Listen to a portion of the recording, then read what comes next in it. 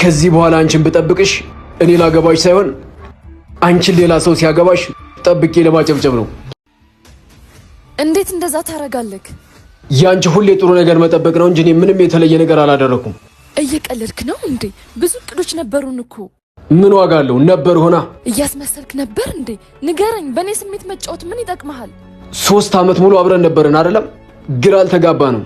2 ዓመት ጠብቀኝ አልሽኝ፣ ጠበቅኩሽ።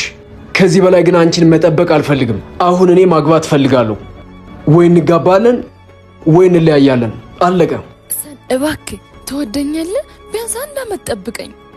ከዚህ በኋላ አንቺን ብጠብቅሽ እኔ ላገባሽ ሳይሆን አንቺን ሌላ ሰው ሲያገባሽ ጠብቄ ለማጨብጨብ ነው።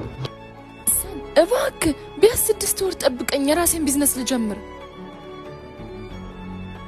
የኔ ሚስት መሆን የራሴን ቢዝነስ ለመጀመር አይከለክልሽም። የማይመስል ነገር አይመስልም። እሺ